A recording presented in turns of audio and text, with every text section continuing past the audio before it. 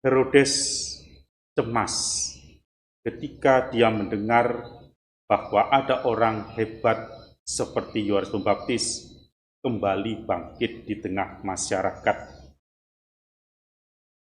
Kecemasannya bukan karena dia takut kembali untuk dicela dan dicaci maki, atau takut untuk ditegur gaya hidupnya yang salah itu, tetapi lebih pada soal politik. Orang seperti Herodes hanya satu yang ditakuti, yang dicemaskan ialah lawan politik. Kenapa? Dia takut dengan seorang pemimpin religius, karena dari seorang pemimpin religius akan muncul sebuah gerakan massal yang bisa menjatuhkan kedudukan politiknya. Dari sebuah gerakan religius yang besar akan bisa berubah menjadi sebuah gerakan politik yang besar. Dan dari seorang pemimpin religius yang diikuti oleh banyak orang, yang didengarkan oleh banyak orang, yang dikagumi oleh banyak orang, yang dipuja oleh banyak orang, bisa berubah menjadi seorang tokoh politik yang bisa menjatuhkan kedudukan politik orang yang lain. Semua bisa terjadi, bahkan hingga pada masa ini pun seorang pemimpin religius pun bisa berubah haluan menjadi seorang pemimpin politik. Bukan karena dirinya ingin, tetapi karena gerakan massal yang ada di belakangnya mendorong dia untuk berubah haluan.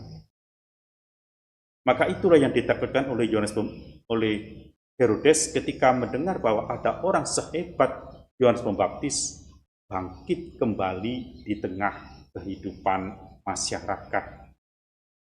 Dan itu juga yang mendorong Herodes untuk ingin bertemu, ingin melihat seperti apakah gerangan Yesus ini, orang hebat itu. Kalau dahulu Zakheus berusaha untuk dapat melihat Yesus dengan naik pohon ara, karena badannya pendek, untuk dapat melihat seperti apakah gerangan orang hebat seperti Yesus itu, maka juga Herodes sangat ingin bertemu dengan Yesus untuk melihat seperti apakah gerangan orang hebat seperti Yesus ini. Hanya alasannya menjadi berbeda karena Herodes takut dan cemas kedudukan politiknya akan tergulingkan oleh situasi sosial masyarakat yang berubah dari gerakan rohani menjadi gerakan politik. Dan itu sudah pernah kita dengarkan dalam bagian yang lain dari kitab suci ini, bahwa orang ingin mendudukkan Yesus sebagai pemimpin politik mereka. Itu juga yang ditakutkan oleh Herodes dengan gerakan besar ini, dengan kabar yang begitu menggembirakan ini. Ada banyak hal, ada banyak alasan, ada banyak sebab kenapa orang ingin bertemu dengan Yesus. Juga pada masa-masa ini. Dan banyak alasan itu juga berkisar tentang hal-hal yang sangat tampak dalam kehidupan sehari-hari. Ada orang yang ingin melihat Yesus karena ingin terlepas dari permasalahan-permasalahan. Ingin terbebas dari kewajiban-kewajiban. Ada orang yang ingin dapat dekat dengan Yesus supaya dapat fasilitas, dapat keuntungan, dapat kemudahan, dan sebagainya. Ada orang yang ingin dekat dengan Yesus karena ingin melihat keajaiban, hal besar yang dia dengar.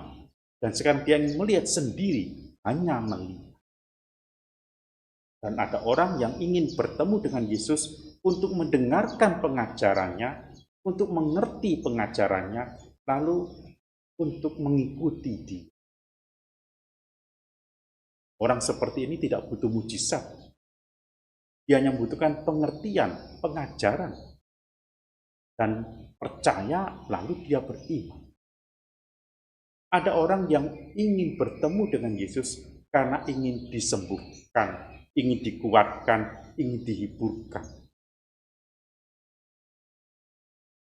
Dari mereka ini, ada yang kemudian percaya dengan Yesus, ada yang kemudian tahu berterima kasih kepada Allah, ada orang yang kemudian lupa bahwa dia pernah sakit, lupa bahwa dia pernah punya masalah, lupa bahwa dia pernah punya kesulitan yang besar, dan pernah ada orang seperti Yesus yang menyelesaikan persoalan hidupnya.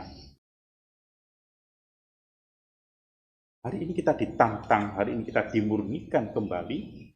Apakah kita datang kepada Yesus di bulan September ini, mendengarkan sabdanya untuk mencari jalan keluar dari persoalan kita, atau untuk melihat, untuk mendengarkan hal-hal indah yang dibuat oleh Yesus, yang adalah kasih Allah sendiri, yang adalah anak Allah sendiri, yang datang ke tengah kita? Ataukah kita ingin mendengarkan pengajaran Sang Anak Allah yang adalah kasih ini, lalu kita menjadi pengikut setia, pendengar, dan juga pelaksana firman? Bacaan hari ini bukan sekedar sebuah kisah yang lewat begitu saja, tetapi akan menegur kita, mengingatkan kita, menerangi hati kita dalam cara kita menempatkan firman Allah, menempatkan Allah dalam kehidupan